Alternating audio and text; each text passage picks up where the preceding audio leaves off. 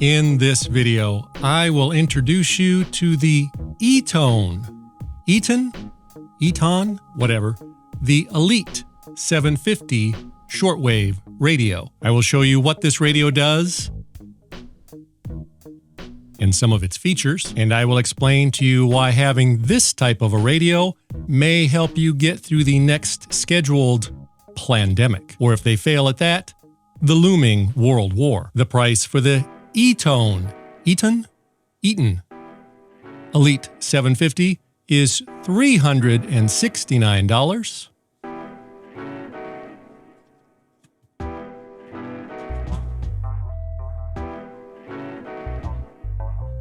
Affiliate link below. And Eton did not send me this radio for free. I paid full price for this radio using the monies collected from my paid and supporting YouTube channel members.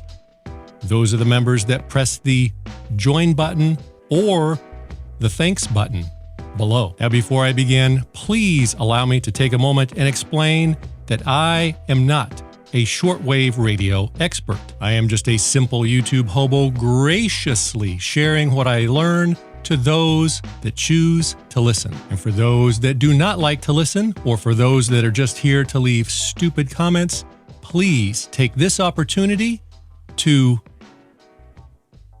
go away. Now, as previously stated, I am not a shortwave radio expert, and prior to getting this radio, the last time I even touched a shortwave radio was about 1974, listening to my dad's shortwave radio for fun and entertainment. This is the sort of thing that we resorted to before Al Gore invented the internet for us, and when TVs only had 4 channels. But I do know how to read a user manual, and I do know how to turn the knob on the radio to tune in a station, and those are pretty much the basic requirements for using this radio. So anyway, recently, while observing how our government seems to be doing everything within its power to get us into World War III, I decided that having a shortwave radio in these troubled times might not be a bad idea. And just a quick message for anyone else that might be currently experiencing feelings of dissatisfaction with our current administration and government. Just remember and never forget that our current administration is the most diverse administration and government in the history of the world. And apparently that is far more important than qualifications or experience. So we've got that going for us. Now, as you can see behind me, I have quite an assortment of radios already, but what you cannot normally see is that on the floor, I have even more radios, and the average uninformed viewer may assume that I can already listen to anything that I want with all of these radios. However, the truth is that even with all of these radios, I can't. All of those radios are GMRS radios with a few ham radios thrown in just to give the sad hams something to complain about. And with all of those radios, I can only receive GMRS frequencies, a couple of ham bands, and some very short ranges of UHF and VHF frequencies. And a couple of the more expensive ones are also able to receive AirBand. And that is one of the reasons why you may want or need a shortwave type radio, so that you can listen to more stuff. Some of the other reasons you might want or need a shortwave radio are: number 1, maybe you're just a radio dork and you require more toys to fill that hole in your soul. If you're preparing for the upcoming civil wars or World War III being started by our totally incompetent yet diverse government, or if you want to listen to actual news and actual information instead of just what government agencies or big tech decide you should be permitted to listen to. For any of that, you need a good shortwave radio, because a good shortwave radio can pick up radio stations and ham transmitters from around the world. And this is because, unlike most other radio bands, the shortwave radio type frequencies can travel around the world via the skip. Now, I wanted to explain to you what the skip is, but as many of you probably already know, I am not a ham radio operator. And according to some people, because I have not taken a 35-question multiple choice test to get the ham radio operator's license, I should not be permitted to speak on such complicated topics as skip on the YouTubes. I should not be allowed to even talk about it. So instead, I have asked a friend of mine that is a licensed ham radio operator to explain to me and to you what skip is and why we can hear shortwave radio signals from around the world. This is Jason from the Ham Radio 2.0 YouTube channel. My call sign is KC5HWB, and I've been a ham radio operator since 1994. Randy loves that. Randy, if you knew anything about terminology at all, you would know that skip is actually a term used in CB radio. We don't generally use the term skip in ham radio, but that doesn't mean there's anything wrong with it. Generally, we refer to skip as propagation or simply band openings. Band openings. So what a band opening is, or what skip is, it's basically defined as being able to talk on HF or shortwave frequencies over longer periods of distance.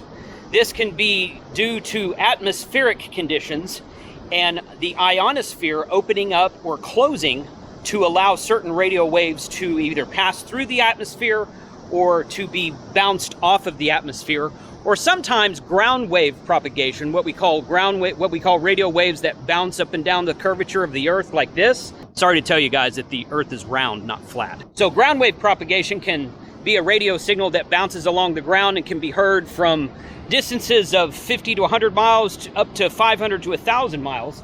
And skip is usually referred to as propagation or radio signals that come up into the atmosphere and bounce off a certain layer of the atmosphere and then come back down to the Earth several hundred, maybe several thousand miles later. The ionosphere is made up of about 4 layers: the D layer, the E layer, the F1, and the F2 layer. During the day, all 4 of these layers are present. At night, the D layer disappears completely and the F1 and F2 layer become one F layer. So you have less layers. So shooting skip is a real thing, but we just usually don't call it that in ham radio. So when you purchase the Eton,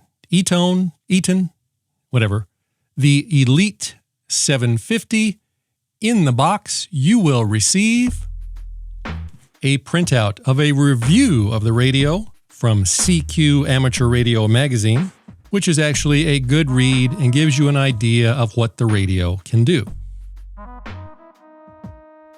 You will receive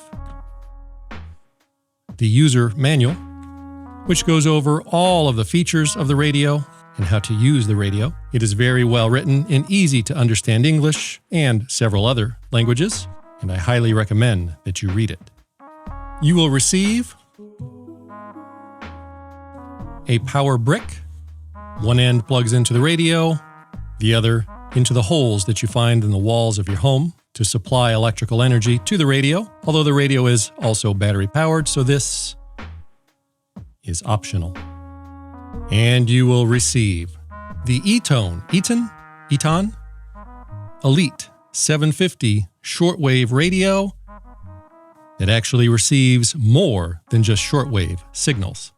In addition to shortwave radio signals, this radio also receives commercial AM and FM radio, longwave radio, which is 100 to 519 kilohertz, medium wave, which is 520 to 1,710 kilohertz, and shortwave, which is 1711 kilohertz to 29,999 kilohertz. It also receives AirBand, which is in the 118 to 137 megahertz range. In all of those just mentioned frequency ranges, you will find several long-range ham bands and the CB radio band. And for those of you wondering, this radio can also receive single sideband. The radio can store 1,000 channels, so you can save frequencies and scan through them. And it has 2 built-in antennas. One, which is for the medium and long wave bands, which is directional.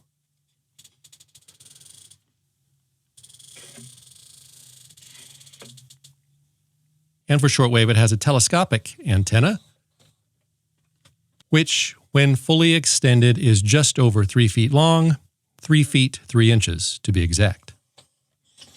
The radio is very substantial, and when you have the 4 D-sized batteries installed, it weighs about 6 pounds. It has a folding handle, as well as these two steel front grip handles for manhandling the radio. On the rear, you'll find storage for the optional D-sized batteries. It takes 4 batteries. It has a left and right line out output that you can put into an amplifier. It has this vestigial storage door for putting whatever you want in. However, the power brick does not fit.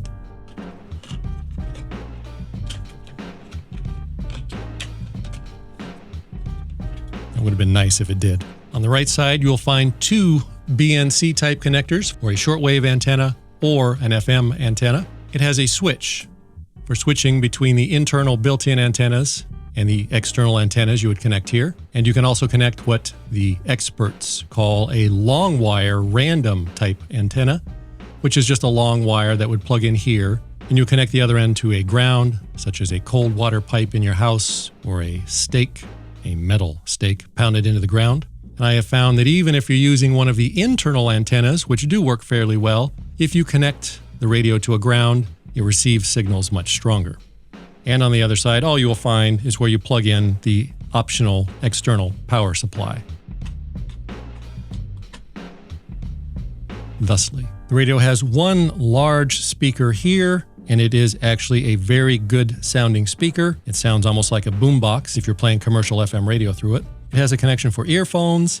It has a line-in input, which you can use for putting your iPod or something into to play through the speaker. It has separate bass and treble controls and a volume control. It has a light that you can turn on and off.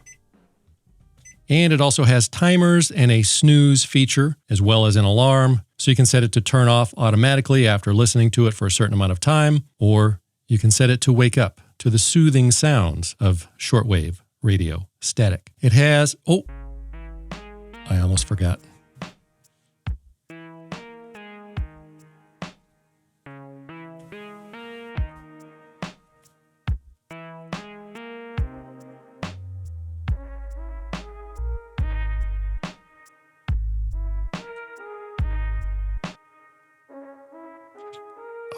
So satisfying. Where was I? It has this very nice analog signal meter, which will display the signal strength of the signal that you're receiving. It has this fairly large and easy to read display, which is about 3.5 inches by about 2 inches. The radio has various buttons and functions, which I will review momentarily.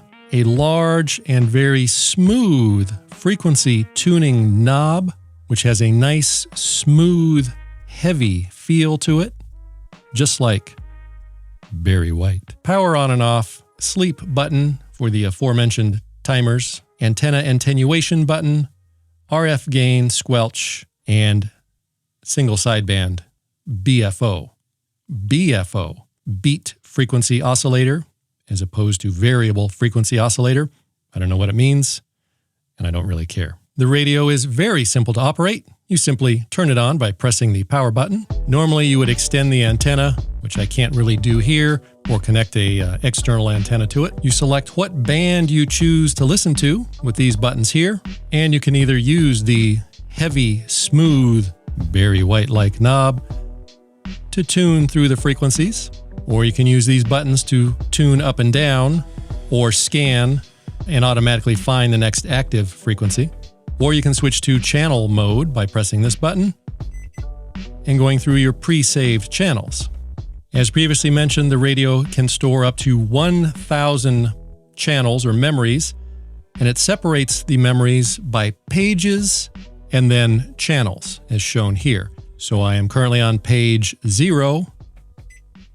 I could change that to page 1 and then scroll through those presets, etc. You'll notice that while scrolling through the frequencies using the smooth, Barry White-like knob, the signal meter will change, indicating the strength of the signal. If you have a very large antenna and the signals are too strong, it can actually overwhelm the radio, and that is what the antenna attenuator is for. You see this meter here. This indicates the attenuation. Right now there's 0 attenuation. If I press it once, it attenuates or deafens the antenna by 10 dB. Press it again, brings it down by 20 dB. I haven't had to use that yet while playing with the radio, but that's what that is for. It has a button to switch between wideband and narrowband. However, I have found that the wideband doesn't really do much. Everything seems to come in best while on narrowband. If you're listening to shortwave or AM frequencies, you would use the single sideband button to switch between standard AM and either upper sideband or lower sideband. And the number pad is for manually inputting frequencies directly. So as you can see, even though it may be somewhat intimidating, the functions are actually very simple. And if at any point you get confused or overwhelmed, you will find this to be very comforting. Now allow me to demonstrate how to actually use the radio in a real-world situation. So if I want to listen to what's going on around the world on the shortwave frequencies, I simply hit the shortwave button. As you can see, I am currently in memory mode, as indicated by the page and memory preset that's showing there. So I could go through my presets, or I could switch back to frequency mode and enter in a frequency directly, or use the heavy and smooth Barry White knob and scroll through the frequencies. If I wanted to switch to a different band, I would simply choose it from the available buttons. I can switch to it and then just scroll through, or switch back to memory mode and go through some of my presets. There is an RF gain, which you can leave at auto, or you can turn it up to max, which is normally what you'll get when it's in auto. You would use that again for very strong signals that might be overwhelming the radio if you have a big antenna, in combination with the attenuation button. The radio has a very interesting squelch. If I turn the squelch down, you'll hear the static.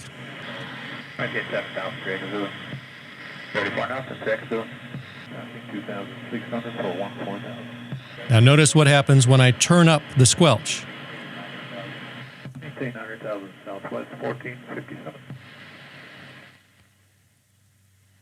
I don't know if you can hear that, but instead of the static just cutting off like normal squelches, it's more of a soft squelch that slowly lowers the volume of the static. So I can choose how much to lower the static, a little or a lot, or all the way, which is very nice. Out of all of the radios that I have never seen a soft squelch like this. Okay, so traffic southwest 1457. There's a little bit of a signal coming. There's a little bit of a signal coming from an airplane underneath, so I can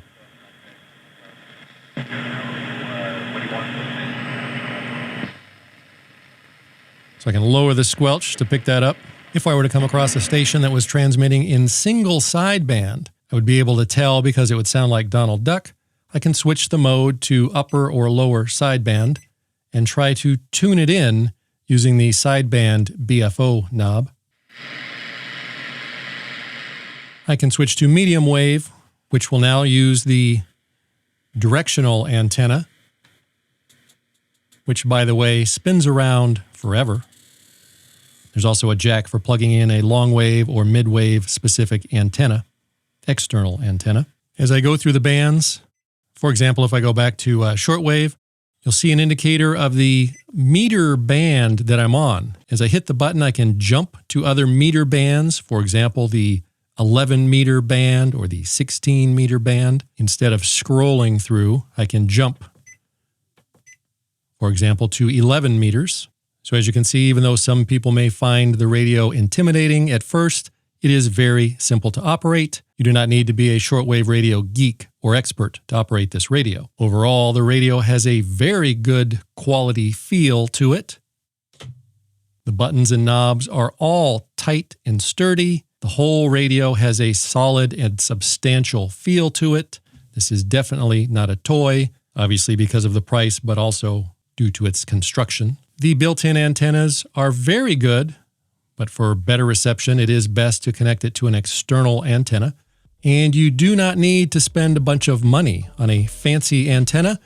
You can just stick a 75-foot long piece of wire right there, stick it in, close the little clamp, and run it out the window to a tree, and then another piece of wire into the black, which is the ground, and run that off to a cold water pipe or to a ground stake in the dirt. And that will work far better than either of the internal antennas. So is this the best shortwave radio you can buy? If you're some kind of shortwave radio geek, I am sure you could find plenty wrong with it and plenty to complain about. But for normal people that just want a good quality, sexy looking, and easy to use shortwave radio, this one is perfect.